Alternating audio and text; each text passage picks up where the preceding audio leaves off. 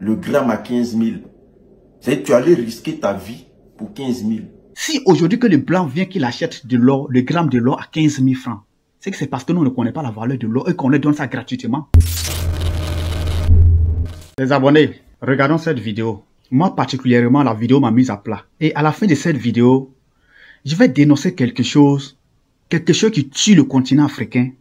Une chose qui tue le continent africain et tout le monde voit, personne n'en parle. Et du jour au lendemain, ça ne fait que tuer le continent africain. Dans cette vidéo, je vais dénoncer ça aujourd'hui. Quand j'ai vu cette vidéo sur Facebook et quand j'ai lu un peu les commentaires, ça m'a vraiment rendu triste. C'est pourquoi j'ai jugé bon de faire cette vidéo. Pour que nous les Africains, on arrive vraiment à comprendre quelque chose une bonne fois pour toutes.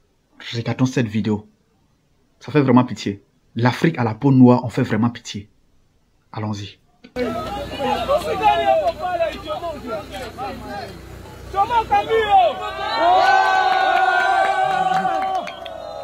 Je vais un peu vous expliquer au fur et à mesure qu'on avance. C'est au Congo. Ce sont les gens qui font les exploitations minières. Je ne sais pas si c'est de l'or, mais c'est du colbert, mais c'est quoi ils sont.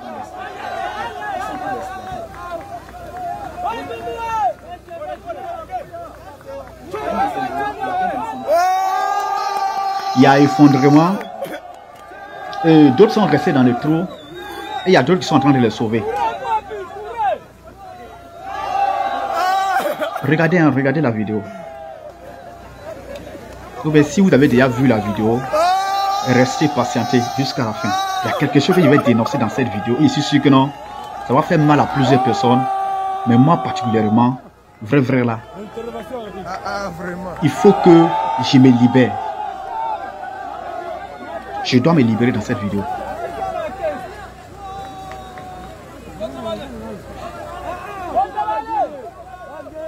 C'est quel philosophe qui a dit que l'enfer, que l'être humain fait des choses et puis il est là, il dit que l'enfer c'est les autres. C'est pas quel philosophe qui a dit ça. Essayez de me rappeler un peu. On va essayer de suivre la vidéo jusqu'à la fin et vous allez voir.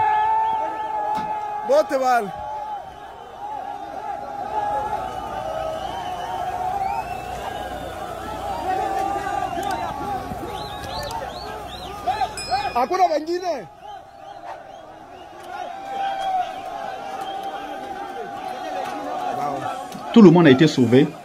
Personne n'est resté dans le trou. Mais ça, c'est pour aujourd'hui. Hein. Il y a des milliers de fois où des milliers de personnes restent dans les trous comme ça. Et ça fait pitié. Voilà, nous sommes à la fin de la vidéo. J'ai téléchargé la vidéo sur la page de Loli La Lumière. Suite à sa réaction, quand j'ai lu les commentaires, j'ai vu que nous, les Africains, nous avons vraiment un problème de... Vous savez un peu de quoi je parle. Regardons un peu son intervention. Et puis on va essayer de commenter un tout petit peu seulement. Quand tu regardes tout ça, et que tu vois que ces gens-là, même le dernier iPhone, ils n'arrivent pas à s'acheter, ça te fait trop mal.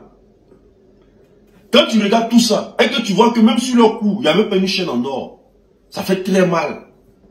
Quand tu regardes tout ça, et que la dernière voiture, ils n'arrivent pas à avoir ça, et que ceux qui bénéficient de ça, et ce qui est déplorable, c'est que vous finissez de vous tuer dans le champ, sur les chantiers et tout et qu'on sort. Et il y a le blanc qui est couché au village, c'est lui l'acheteur.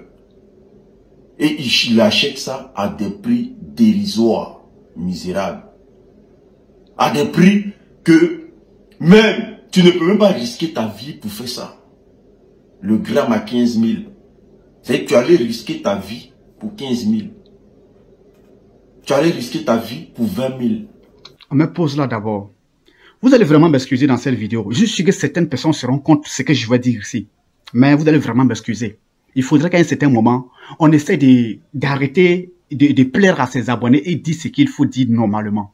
Chers Africains à la peau noire, nous sommes arrivés à une époque où on doit prendre notre vie en main. Dans tout ce qu'il a dit, il y a un mot qui a gâté tout le sens de tout ce qu'il a dit dedans.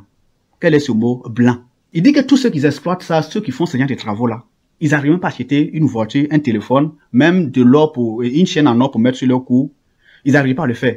Parce que les grammes de l'or qu'ils exploitent là, ils vont racheter ça soit à 15 000 les grammes ou bien soit à 20 000 les grammes. Et qu'il y a un blanc qui est assis au village, c'est lui qui va acheter ça soit à 15 000, soit à 20 000. Mais entre nous, on a une époque où on doit arrêter maintenant. Il faudrait qu'on prenne notre vie en main.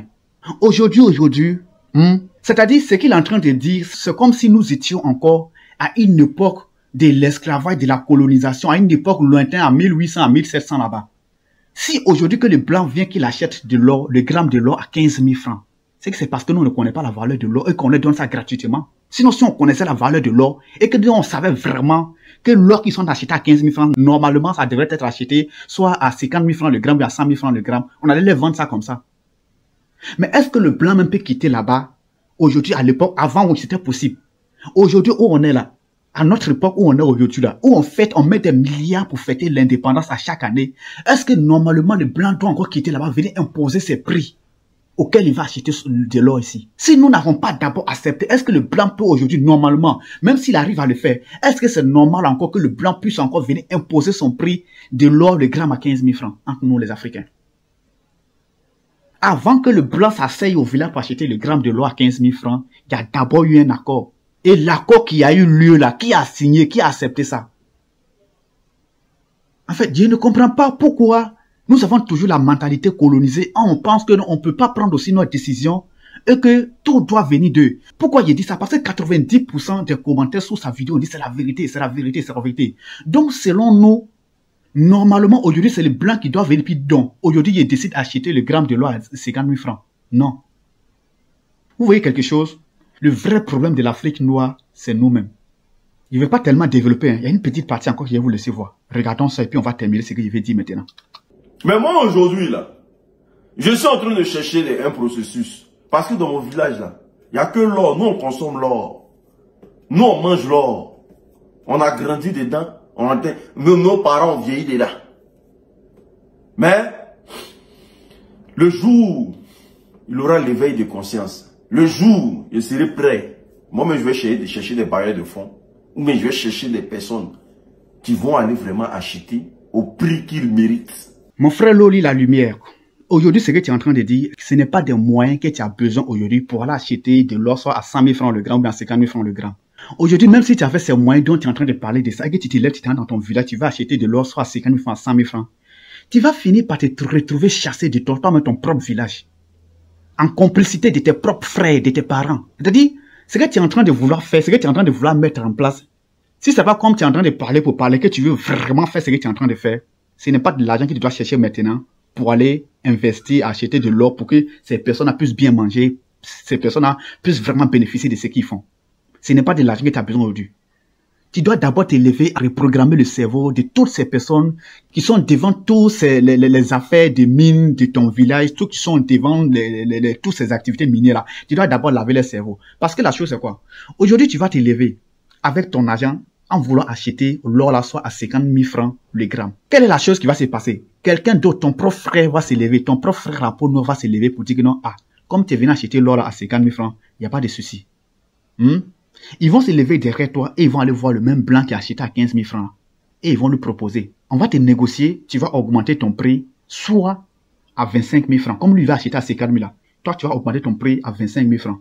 Ça, c'est le prix auquel tu vas acheter auprès de ceux qui creusent. Maintenant, nous là, tu vas nous donner 10 000 francs sur chaque gramme. Ce qui veut dire que non, désormais, au lieu d'acheter à 50 000 francs, tu dois désormais acheter maintenant à 35 000 francs. Les 35 000 francs, 25 000 francs vont aller chez ceux qui creusent et 10 000 francs vont nous revenir. Et quant à notre frère qui vient avec son argent, lui, on va lui mettre les bâtons dans les roues. Mon frère, tu vas beau faire. Et c'est ce qui se passe en Afrique ici. Vous savez, moi, je suis dans le domaine du génie civil. Et avec plusieurs entreprises que j'ai fait dans le génie civil, quand je vois la manière dont les ouvriers se traitent entre eux, j'ai vu que l'Afrique a encore beaucoup de choses à faire avant de pouvoir changer certaines choses. Pourquoi je l'ai dit? Souvent, il y a des retards de paiement dans les sociétés qu'il y a eu à faire. Il y a des retards de paiement. Et quand les ouvriers réclament leur argent sans gain de cause, ils vont en grève. Et ces leaders ouvriers qui sont souvent devant ces manifestations-là, qu'est-ce qu'ils font? Lorsqu'ils vont en grève, c'est-à-dire, on arrête de travailler. Tant que l'entreprise ne nous paye pas, on arrête de travailler. Vous savez ce que les leaders là font? Aujourd'hui, quand ils viennent au chantier, qu'ils décident de ne pas travailler aujourd'hui, qu'ils décident de faire journée blanche, souvent l'entreprise a au moins 3 ou 4 chantiers. Le chantier sur lequel ils sont en train de faire, comment on appelle, ils sont en train de faire la grève là, ils vont quitter là. Et ces mêmes leaders qui sont devant la grève, là, ils vont aller sur un autre chantier de la même entreprise pour aller travailler là-bas. De la même entreprise, hein, c'est pas une autre entreprise. Hein. Et aujourd'hui, ils viennent ici, le matin très tôt, ils disent il n'y a pas de travail, ils ferment toutes les portes. Et puis ils vont sur l'autre chantier pour aller travailler là-bas. Et toi, tu n'as pas de relation dans l'entreprise, c'est-à-dire c'est toi, tu es assis à la maison, tu as faim. Et souvent même, ce n'est pas sur l'autre entreprise. Hein. Souvent, lorsqu'ils viennent très tôt à 7 heures comme ça, ils disent qu'il n'y a pas de travail, qu'aujourd'hui il n'y a pas de travail parce qu'on n'a pas eu notre argent. Quelque temps après, lorsque tout le monde disparaît, quelque temps après, il y a certaines personnes qui reviennent travailler. Et l'entreprise continue de fonctionner. Quand c'est comme ça, les gens s'en foutent. Même si ici, ce chantier-là arrêté là, de l'autre côté, ça fonctionne. Et quand je regarde, ceux qui sont devant les choses, ça veut dire, ils ne payent jamais. Souvent, quand ils sont payés par jour comme ça, ils sont pointés par jour. C'est-à-dire, dans le mois, soit les 24, mais les 26 jours qu'ils vont travailler dans le mois, les leaders, à chaque fois qu'on leur fait les paiements, ils ont toujours les 26 jours au complet. Mais les gens qui sont derrière les suiveurs là, soit ils vont les payer 10 jours, 14 jours, 13 jours. Parce que eux, ils sont pas dans les circuits. Et c'est ce qui se passe. Aujourd'hui, ces personnes qui sont en train de travailler sur les mines, il faut dire que non, il y a grève. Nous, on veut que le blanc qui achète de l'or là, ils n'ont qu'à augmenter les prix. Soit à 50 000 francs comme ça, ils prennent un exemple à 50 000 francs. C'est-à-dire, ils vont venir s'asseoir en groupe et ils vont s'attendre que normalement, on doit augmenter les prix si on arrête tous les travaux. Vous allez voir que non, ces mêmes personnes qui sont devant là, d'autres vont aller peut-être derrière, aller proposer. Bon, nous, on demande 50 000 francs. Mais si vous pouvez au moins monter à 25 000 francs et nous, on va prendre 5 000 dedans, vous avez 5 000 dedans. Au lieu de 15 000, vous achetez à 25 000. Les 25 000, on a 5 000, vous avez 5 000. Le blanc à 5 000. Donc, c'est-à-dire, le blanc va payer à 25 000 francs, mais 5 000 francs revient au leader. C'est ce qui se passe ici. C'est ce qui se passe en Afrique ici. Et si même je vais encore aller en profondeur, en fait, comment il peut appeler ça, mais le sous-patronisme. Je ne sais pas si ça existe en bon français. Le sous-patronisme. C'est-à-dire, patron dans patron. Souvent sur les chantiers du génie civil, parce que nous, on est dans le côté ingénierie, conception. Lorsqu'on finit de concevoir le bâtiment comme ça, fait tous les calculs et qu'on remet le projet au propriétaire du bâtiment, il va parler en termes terre à terre, il va éviter les termes techniques. Au propriétaire du bâtiment, au propriétaire de la maison, et que le propriétaire de la maison, il prend le document comme ça, tout le projet complet avec tous les calculs, il sait en tête. Bon, je prends au moins un exemple. Si le bâtiment coûte au moins 100 millions comme ça, lui, il a le projet tout en main. Et il doit maintenant chercher une entreprise qui va s'en charger de, la mise en œuvre de la réalisation de l'ouvrage. Souvent, la chose qui se passe, c'est quoi? Quand le propriétaire du chantier fait appel à un entrepreneur, l'entrepreneur, il vient, il prend le chantier, il prend le projet. Soit le coût total, c'était à 80 millions. Lui va couper 20 millions. Il va faire appel encore à un autre entrepreneur.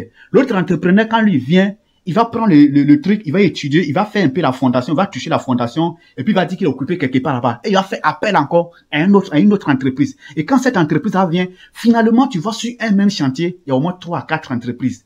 Mais si nous qui faisons la conception du bâtiment, imagine, si on prévoit dans la conception, dans les calculs du bâtiment, que au moins un ouvrier doit avoir 300 000 francs le mois, à condition de 10 000 francs par jour, comme salaire journalier, 10 000 francs par jour.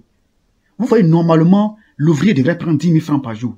Et que le chantier a été traîné dans la main de plusieurs entrepreneurs. Et que chaque entrepreneur prend, il coupe un peu, il donne à l'autre, il coupe un peu, il prend un peu, il coupe un peu. Est-ce que finalement, ces ouvriers qui vont réaliser, qui vont faire les travaux physiques même du bâtiment, là, est-ce qu'ils vont avoir les 10 000, est-ce que 5 000 francs même, ils vont avoir par jour? Ils vont pas avoir par jour. Parce que si les derniers entrepreneurs les paient 5 000 francs par jour, lui-même, il va rien gagner dedans. Parce qu'il y a eu plusieurs entreprises qui se sont succédées. Parce qu'il y a eu plusieurs entreprises qui ont coupé un peu avant que ça arrive à la dernière entreprise. Et quand c'est comme ça, la dernière entreprise est obligée de couper sur les salaires de ses ouvriers. Et c'est ce qui se passe là. S'ils sont payés à 15 000, tu vas voir que non, il y a beaucoup d'intervenants sur le site.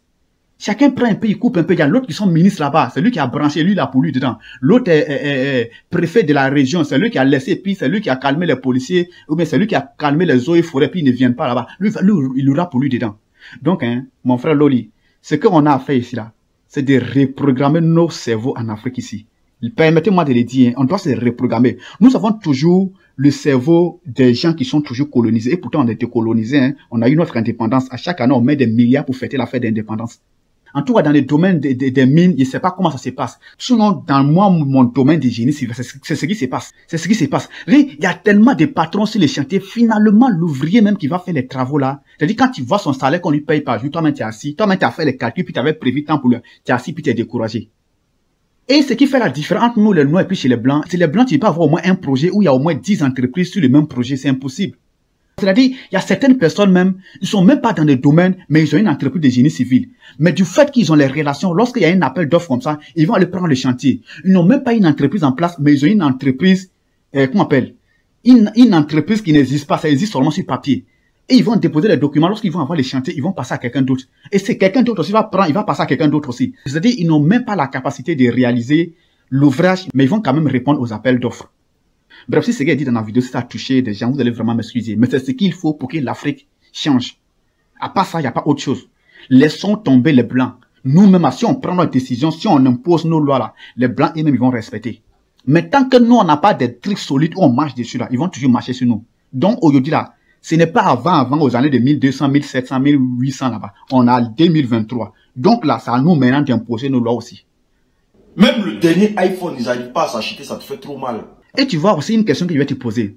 Pourquoi toi-même tu es en Europe, l'iPhone que tu es en train de dire que non, qu'ils n'ont même pas le dernier iPhone. Pourquoi toi tu es en Europe, tu ne vas pas souvent dans les magasins d'iPhone et tu vas te présenter, tu dis bon, on te dit iPhone là c'est 1000 €. Et toi tu dis bon, au lieu de 1000 € là, bon, moi j'ai 100 €. Pourquoi tu ne proposes pas ça souvent? Mais si tu avais des circuits où tu pouvais proposer, tu pouvais avoir l'iPhone à 100 €, tu allais le faire. Mais les Blancs, mais ces blancs là, quand ils viennent ici là, ils savent très bien que l'or là c'est quelque chose qui coûte cher. Et que normalement, ils doivent acheter le gramme de l'or à au moins à 100 000 francs. Mais s'ils ont des circuits en Afrique ici par lesquels passer pour acheter le gramme d'or à 15 000 francs, est-ce qu'ils vont pas le faire? Avant ça, Loli la lumière, si tu vois ma vidéo, tu vas vraiment m'excuser. Lorsque je me prononce sur les vidéos des personnalités publiques comme ça, ce n'est pas d'entrer en clash ou bien de... Non, c'est pas ça. Souvent, on dit que non, tu veux te coller sur la personne pour te faire connaître. Moi, c'est pas mon objectif. Mais c'est pour que certaines personnes comprennent aussi quelque chose. Moi, dans la majorité des cas, lorsqu'il réagit sur une vidéo d'une personnalité publique, c'est lorsqu'il lit les commentaires et qu'il voit le commentaire de ses abonnés, de ces personnes qui commentent. Lorsqu'il voit que ses abonnés sont carrément dans un autre trou, c'est ce qui me pousse souvent à réagir sur les vidéos, à refaire une vidéo dessus et puis j'ai réagi dessus. Donc, merci, likez la vidéo. Si vous avez aimé, partagez si vous avez aimé. Si vous n'avez pas aimé, vraiment, vous allez m'excuser. Et donnez vos avis dans l'espace commentaire. Merci.